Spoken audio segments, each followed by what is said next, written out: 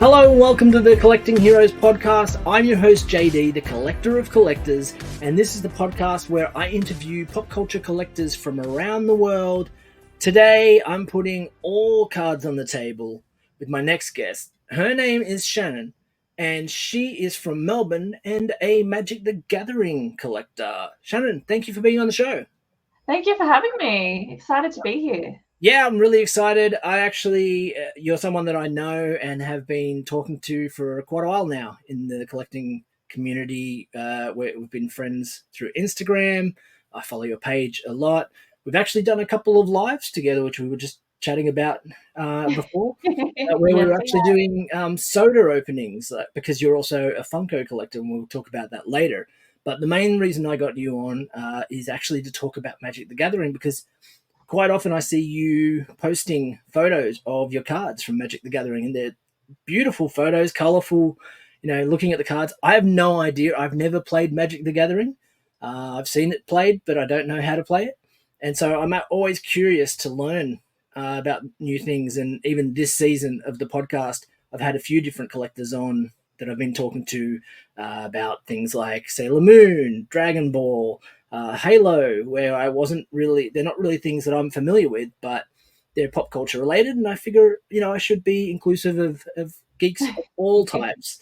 So thank you again for being on the show. And going on to that, how did you get into Magic the Gathering? How did you come to become is it, what would we call it, tabletop gaming? Am I right in saying that? Yeah, collectible card game. Yeah. Yeah. So basically, as some of you know, I am a Funko collector. Love Funko. And I've probably got sitting at about 350, 400 pops at the moment. But so a couple of years ago, I also actually collect tarot cards. Oh, cool. And between my Funko, my tarot cards, I actually said to one of my mates, like, I was actually looking at getting into Pokemon cards. Ah. And it was through COVID. And I thought, I love Funko, I love my cards, but what is something else I can collect that has like beautiful pictures, that, has an element of gaming to it, because I love to game.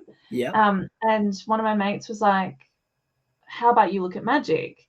And as soon as I saw that artwork for Magic, I was blown away. Straight away, I ordered a few sets and fell in love.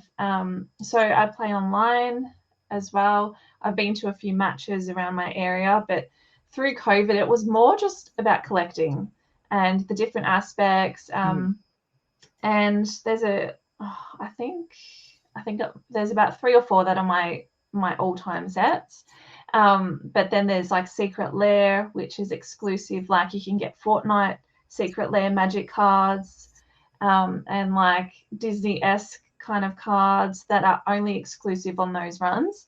So it's not just about playing Magic, it's also about collecting them, and just looking at them, because I can look at a card and look at it 3 days later and there's like something that I haven't seen on the card before. And the card to me tells a story, and that's what I love about it.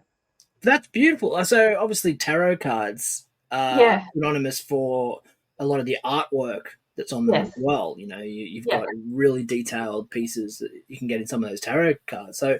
it's no surprise that you went towards, something with like a fantasy element as well. Yes, But it's really absolutely. interesting hearing about, so Disney and Fortnite are also that, what, it's like a Yeah, crossover thing, or are they their own games as well? so they're in Magic, but it's called Secret Lair. So every couple of months they will release Secret Lair cards that you buy straight from Magic the Gathering, or like some places like Gamesman and Gameology will order them in from overseas, but they are exclusive runs. So it's not like you can just go to the shops and buy those cards. You have to buy them on the release date. So I've looked at like the Fortnite ones. I've got Disney-esque ones. I've got like a couple of like wolves, like Wolverine kind of cards as well.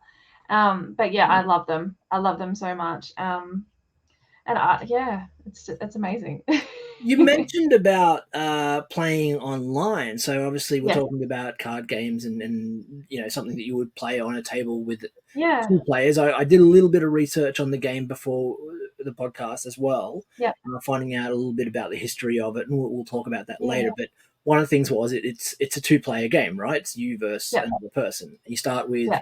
20 life points or something along those lines, I think. Yeah, so you And start with 20 life points. Usually a deck will start off with 60 cards, but then you've also got like Commander, which you can have up to 4 players.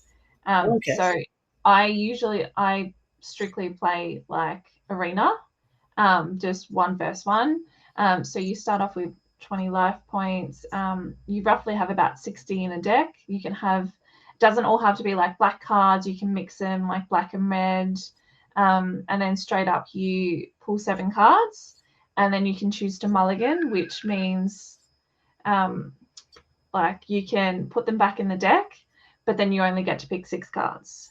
Oh, okay. So you can literally, like, if you don't like the hand you dealt, you can choose to get a Yeah. whole new hand. Yeah. Oh, wow. Yeah. So there's like, it's strategic as well, because each go you need to play a land card. So land card is kind of your energy to put down a creature. So if you have 4 land cards and you have a creature card that takes 4 energy, you tap all your lands to put a creature down. Okay. Look, I'm sure there's like so many different rules and things. I don't want to get too deep into it. I'd love to make this a Magic the Gathering educational piece, and we can teach people how to play the game, but that'd probably take the whole length of the podcast, maybe. With the different sets that you buy, so am I right? So you get when you buy them, there's like a standard sort of deck you can get, and then you get booster decks. Like I've seen a lot of these card games. I even bought one back in the 90s, a long time ago, from a game called Vampire the Masquerade, which I ended up. I actually meant, funnily enough, I mentioned this briefly in the last episode of the podcast that back in the day, as a teenager, I was obsessed with vampires. It was just, I read a lot of vampire novels and all sorts of things. But and in the last episode, we were talking about going and seeing Blade at the cinema, and because that was a vampire movie, so I enjoyed it. Yeah. But one of the things that I did back then was I saw this card game, Vampire Masquerade, which I bought, which is again a collectible card game. I bought it, but I never had anyone to play it with, and I've actually maybe a little bit of the hoarder in me, but I still have the cards, so they're actually sitting in a box where I've never played the game, but I loved and I used to look at the cards and I read them, and I love the artwork on those as well. So is it the same thing? You buy a main set, which is like a main deck that you can play with, and then you buy boosters to get different strengths and characters and all that sort of thing? Kinda. So you can get like Planeswalker decks, which will give you like a base deck, but cards go out of rotation. So you can buy cards, and they will only be playable for so many months. Oh. So you have like 4 sets going, and then like in 3 months they might introduce like a new set, and then all the sets will go back a month, and then they'll be out of rotation. So actually my favorite sets are going out of rotation at the moment, so which is disheartening, but that's interesting. Yeah. So they basically do that so that every 12 months or so it refreshes, and you've got different characters and new mechanics, things. Okay. New creatures. You'll always have your core ones, like you'll always have vampires and dragons, and zombies and things like that. But they also have characters. Like Crimson has Olivia, and she gets brought back like every couple of years. Like they'll reintroduce her into Crimson Vow and stuff like that. So they bring back characters, but they do go out of rotation. And that's the downside, because I was collecting Dungeons and Dragons Magic set, and that was probably one of my favorite sets, and that's just gone out of rotation a couple months ago. That was one of the things I was actually a follow-up question that I had. So am I right in assuming that the Magic stories are similar to like a Dungeons and Dragons type? Yeah, so they tie them in, and they have like where they're from, like the lands and stuff. And that's what I love, especially with Dungeons and Dragons. They tie some of the story into Magic, and that's why it was such a big thing when Magic and D&D did a crossover. Wow. Okay. Yeah, that's really cool. That's really cool. Yeah, Look, I mean, I guess the other way of the making things so that you have to refresh and buy the new packs every yeah, year or every few months or whatever it is when things go out of rotation. It's yeah, it's a it's an interesting business strategy, right? I guess it's the way of them making money.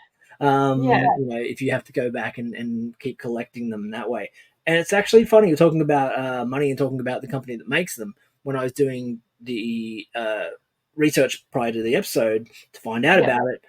Who we got? Wizards of the Coast. That's the Mm, company that actually publishes the yes, game and has been publishing them since 1993.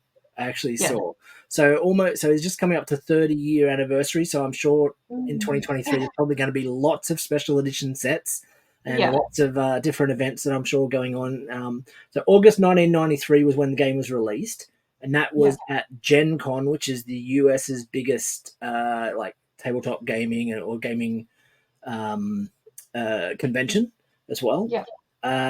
And the other thing that I was reading about, funnily enough, with Wizards of the Coast, is that they actually, funnily enough, spoke about the Pokemon cards. They were also the US. They had the US rights for that they got in Ah, 1997, I believe it was. I was reading that correctly. They were granted the rights to distribute the Pokemon cards throughout the US. So I'm not sure if wow. they're also the same distributor that does Australia or some other Yeah, countries, but in the US they were the people that actually did that. And then they were purchased by Hasbro in the late 90s. So they actually fall under their subsidiary, that's the word, subsidiary under Hasbro.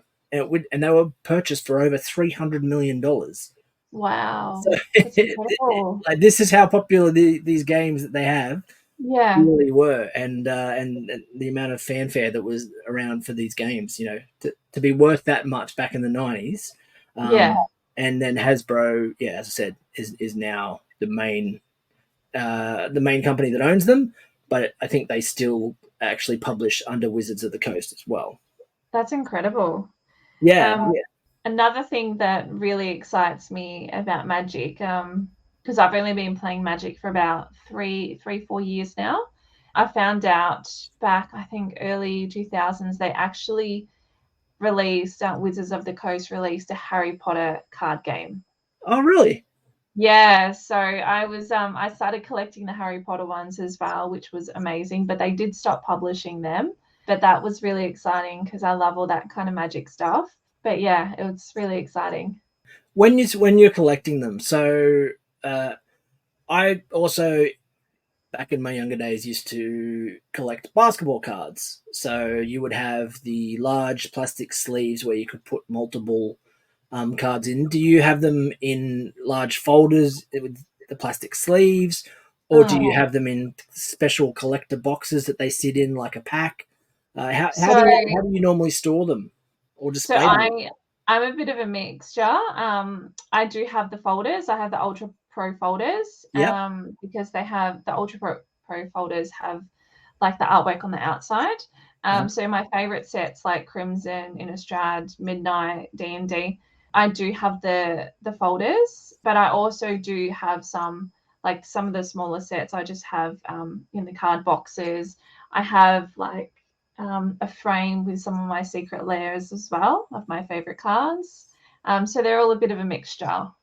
I see people collecting the Pokemon cards, and I also see a lot of the videos on Instagram of people opening the card packs, and they'll do Yeah. like a reveal to camera where they have card after card, and then there'll be a special foil card, and they're like excited because it's a special edition card. Is it the same thing in Magic? Do they have like special foil cards and things like that, or is there a special power card? How does that work? Yeah, so I actually have a couple of packs that are sealed. Okay. Yeah, so I do have a couple of my Harry Potter ones that are still sealed, and I don't know if I actually will ever open some of them. Um, but yeah, because I like to get the booster packs and I like to get the bundles. So the bundles are really good. You get all sorts of land cards. Most of the time, I will open them all up, but it's basically like kind of a surprise. You don't know what you're going to get, and that's what's exciting about it. You might spend $8 on a pack and get, you know, 50 cents worth of cards, or you Mhm. like the other day I opened a pack and I pulled a $100 card, and I've never pulled an expensive card in my life, so that was really exciting. When we sort of talk about expensive cards, because I'm wondering, right, like if you've got card sets that go out of rotation, for example, do the value of the cards go up after they go out of rotation? Do they become rarer, and then those sets, Yeah, full sets, worth hundreds of dollars, or you've got certain cards that might be worth thousands, like a Charizard, for example, like a foiled yeah. Charizard. Um, how I does that think work with there's those? I think there's a magic card, the Black Lotus. That is, I've seen that. Oh, I think the minimum of that card is like 250K. What? The Black Lotus card. $250,000 and fifty thousand Yeah, dollars. yeah, I think that's like the minimum. Yeah, it's pretty crazy. I don't obviously, like I said, I put up my first $100 card the other day and I was so excited. But I think it's like Funko, and I think it's like collecting with everything. Prices will go up and prices will drop. I think just the rarity of things these days, it just depends. Like if you've got the seller or if you've got the buyer, really, how much do you want to pay for it? And where do you go to find? I know there's PPG for pops and things. Is Yeah. it the same place like Hobby DB for the cards as well? Basically, yeah. So pop culture, Aussie collectibles, EB games, Zing pop culture, they are the main places I go and get my cards. No, sorry, I meant when you're trying to find the value, like Hobby Oh, DB, value, like does sorry. the value of I've pop actually cards. got an app on my phone. I've got a app, and it tells me if the cards have gone up or dropped. Okay, Yeah. and so how many cards would you say you have now? I mean, you mentioned before about the pop vinyls, and we'll go back to them in a Oh, little while as well. How many cards would you say you've got at this point? good question. Probably about, I'd be guessing, but probably about between 3 and 4,000 cards, roughly, I would say. Wow. Yeah, roughly, give or take. But yeah, so I have my main sets, and most of them are sitting at around 400 mark for the set. Hmm. I haven't actually completed a full folder yet, so that is my next thing I want to do, is basically invest in my favorite sets and then go on to other sets. So try to be a little bit of a completionist for those sets. Yeah, yeah, absolutely.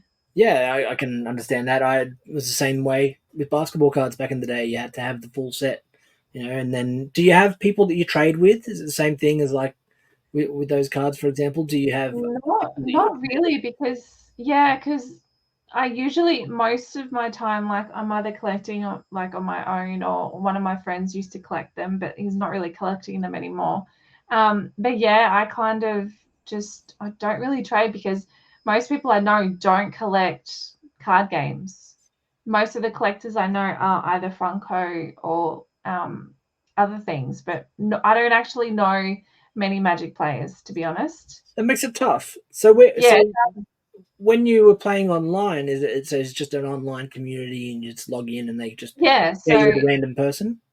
yeah. So Magic has Arena online. So, and that's what's good about is Magic, because like things when COVID hits and you can't go anywhere, you can still play Magic because you can play Mhm. it online. Like, and that's what I love about it, is you can either go to a store and play with real people. Look, to be honest, nothing beats playing in person. Mhm. But like when like the hard times hit, you can jump on the laptop and play with all different like players around the world, and that's what I love. Yeah, awesome, awesome. And who would you say is your favorite person to play with from online? Do you have like a player that you constantly message, like, "Hey, you're free for a game" or anything like that? I do have a couple of people, not so much that I really play, more that I pick their brain in learning more about Magic. MTG Baron, I follow him a lot. He's in the States and he has so much useful information. And he always goes to the Magic events, which is amazing. Um, and the Rich Vision, I speak to him quite a lot, just learning more about the cards. And then I suppose because most of the people I know that play Magic are overseas. Okay. So trying to tie that up with us being in Australia, it's a little bit hard sometimes. Well, So shout out to Baron and Rich. MTG yeah, Baron, was it? And Rich, what was the other one? the Rich Vision. The Rich Vision. So Yeah. yeah, shout out to them for obviously helping out an Aussie might not have someone close Yeah, by they're that can help them amazing, with that. absolutely amazing. But yeah, it's a lot of fun, and this is why I love Magic, is because it's nice to meet like-minded people that have the same interests, that are up for a game, or you know because those kind of people have been playing for a long time, whereas I've only come into it a couple of years ago. So it's nice, actually knowing people that have followed Magic for a very long time, and they help out, and they're like, oh, did you know this, did you know they did these sets, do you know what these cards mean? And that's what I love, because the Magic people are really lovely people. Like, they are so warm and friendly, and yeah. That's awesome. I would say that the majority of collectors that I've met through this podcast or through the Instagram page have always been warm. I've very small amount of people that have either given me a cold shoulder when I've asked about being on the podcast, Yeah, or who haven't really been responsive. Most people are really, really happy to chat about the things that they love, and share that passion. And that's what we should do as collectors, right? We absolutely. all are super passionate about these things, and we should share that passion with other people as well. Absolutely. So let's go back to the gaming part, because you mentioned at the very start that you obviously collected tarot games, but that tarot cards, sorry, but that you were a bit of a gamer. And you Yeah. do actually mention this on there. You're Xbox ambassador, or part of the ambassador program or something in Yeah, Australia. so a couple of things. So I play Xbox quite a bit, and also Magic. So part of the Xbox ambassadors, that's about the gaming community, and meeting like-minded people and being supportive and reaching out when if someone wants a game, and that's why I love the gaming community. Also stream on Twitch Magic the Gathering as well. So you can find me on there. But Cool. yeah, it's a lot of fun. I do put a lot of my time into gaming, whether it's on the Xbox, or if it's on the laptop playing Magic, or if it's on the Switch catching those Pokemon. So I do game a little bit, or quite a bit actually. Were you part of the Pokemon? Was it Pokemon Go craze that happened I think it was 2017 roughly, or 2018, whenever that happened? Oh, Pokemon Go. Yeah. Yeah. Were you part of that, collecting, going out and collecting those at the time? Yes, I do, and I actually have a Pokemon ball that you can actually set up with the app. So you can put it in your pocket, and like it will shake if you're like walking around the area, and then you can just press it, What? and yeah, it links up to my app on my phone. And that's another thing. Like, I didn't get into Pokemon until a couple of years ago either. So I got into Magic, I got into Pokemon. I think with the pandemic, like, I was looking for different avenues of things to do that wasn't just about collecting like that. Obviously, I love my Pops and I love Funko, but they sit on the shelf. Whereas, Magic and Pokemon, you can collect them and you can play them as well. And that's what I Yeah, love. that's awesome. And look, so many people found new hobbies throughout, Yeah, 2020 and onwards, when we had going through a pandemic.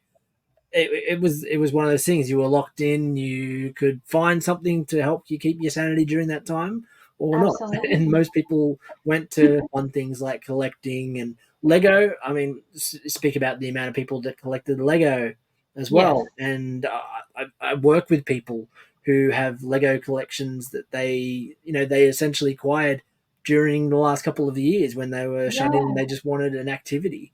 So I Mm. completely get that. Completely get that. Let's talk about the Funko. All right, let's go. Mm. Obviously, I got you on to talk about Magic the Gathering, but it would be remiss of me not to talk about Funko with you, Of because course. I mean, people who know you online know you as Pops Adventures, so it's in the Yeah. title there, right? And as you mentioned, you're, I think, past 300 pop vinyls in Yeah. your collection now. When Yeah. did you get into pop vinyls? My best mate actually gave me my first Funko, I think 2017, 2018. Hmm. And I actually noticed I had a Jack Skellington bobblehead that I've got a couple of them that I didn't realize was a Funko item until last year, to be honest. Yeah. But it was more 2017, 2018. And I used to look at like everyone's collected pages and I'm like, oh my God, that's what I want to do. I want to collect. And I thought I'll just get a couple. I'll get a couple. And I remember one of my friends actually had a collector's page, and I'm like, oh, I love his page. Like, I wish I could do something like that. And then I think it was about 2018. I was like, I'll just take a photo. And like, if you look at my first photos, it's like, oh my God, like what was I thinking? But I love them because you can see how they've evolved and how my page has evolved. But yeah, so 2017 and 2018 was probably the main time that I really started collecting. And I actually have a couple of Magic the Gathering pops as well. I didn't Um, even realize they did pops. yeah, yeah. So that was a whole nother line. And I'm like, so I just started getting so I my collection is more about Ghostbusters, Back to the Future, Hmm. Disney villains, and things like that. And then I've got a couple of sneaky ones that have fallen in there, obviously. But yeah, so I've been collecting for what we're 2022 now, so about four-ish years. Yeah, I'm looking in the background and I can actually see a lot of your collection in the background. Yeah. I can see when you say a few sneaky other ones. I can see Khonshu from Moon Knight. I see there's Mm. Blacklight. Is it Blacklight Harley Quinn and a Joker as well? Yes. Yeah. Yeah, I've got those ones as part of my collection, obviously, in amongst all the Batman stuff. What else can I see? The great mixed bag. You even got the aliens Yeah. from, I forget their names now. It's something Paxos or something like I forget the names. Oh, from The Kronos. Simpsons. Yeah, from Simpsons. Is it Yeah. Do you Kronos? know they're actually some of my favorite pops. I remember getting them, and I'm like, I thought they were the coolest thing I'd ever seen. Because they glow in the Um, dark as well. yeah, yeah, yeah, yeah, That yeah, was definitely like something that I looked at getting them, and I didn't pull the trigger. I didn't buy the set because I don't really collect a lot of Simpsons. I do have a yeah. couple. I've got the Lard Lad, and I've got Homer with the donut head from the Treehouse of Horror. Um, Oh, yes, that's yeah, more around my love of donuts as well as Simpsons. But I thought about yeah. getting those because I love glow in the dark pop bottles. Is that one of the reasons you love them? Is because how well they display? Um, no, actually, The Simpsons. I love Treehouse of Horrors. I Yeah. love and like the Simpsons one. Most of them, I don't have many, but most of them are the Treehouse of Horrors because when I watch The Simpsons, it's usually Treehouse of Horrors. And I love the aliens. Like they are just the coolest thing. And those pops are just so detailed and because they're a little bit bigger as well. Yeah. They're just amazing. And I think if I ever did like reduce my collection, they would stay with me. There's no doubt about it. Do you have I any remember other keepers? buying them and I'm picking them up and I'm like, this is the greatest thing I've ever seen. Do you have any other keepers that you would have to keep in the collection? Ooh, probably my Beetlejuice pops. Yeah. Yeah, my Beetlejuice pops. I don't think anything beats them. And my Ghostbusters as well. Actually, it's the Ghostbusters that drew me to your page. I think Yeah. the first time I actually, if I'm pretty certain I remember the first time I actually saw your page or a photo from your page was Zing Pop Culture, who here in Australia, more than 60% of my listeners are actually from the US. So just so you know, Zing Pop Culture is a pop culture store here in Australia. It's actually owned by EB Games, GameStop, here in Australia. So they actually on their page, or it might have been in their stories, shared a photo of yours, of your collection when it, Oh, amazing. and it had the big green Slimer. So Yeah. not vinyl one, but the big figurine one that looks like it's about Yeah. oh, probably be about 10 inches high. It's like pretty big. Yeah. And I remember just seeing that photo and was like, "Oh, I've got to go check out this page." And then I went through it via the link and checked out your page and started following you. And I remember that that's actually where I first saw your page. Oh my God, that's amazing. And I've It's been a fan of watching all your Ghostbusters photos and things ever since. It's so funny because there is a store, a tie-up store, probably about 40-50 minutes away from me, and I saw the Slimer, and I remember putting it on my page. It was never a question. I was always going to buy it, but he's actually a money box. Oh, yeah, And okay, I cool. put on my page who thinks I should, because I collect Ghostbusters. I said, who thinks I should get this? And nearly every single person was like, do not buy it. Do not buy it. It's don't get it. And of course I bought it. And he's amazing. He's so amazing. It looks great. I wonder why people didn't want you to get. I don't know. I think obviously if you know Ghostbusters, you'd say yes. But I don't think a lot of the people that follow me are really Ghostbuster fans. Okay, well, they might be That's these days if they've been amazing. following your page Yeah. for a while, maybe. And look, he is a bit creepy looking. Like when you look at him a bit close, he is a bit creepy looking, but I think he's so amazing. Oh yeah, I think he looks great. I think he looks fantastic. And as I Yeah, said, he was one of the things that drew my eye in when I first was scrolling and came across the photo.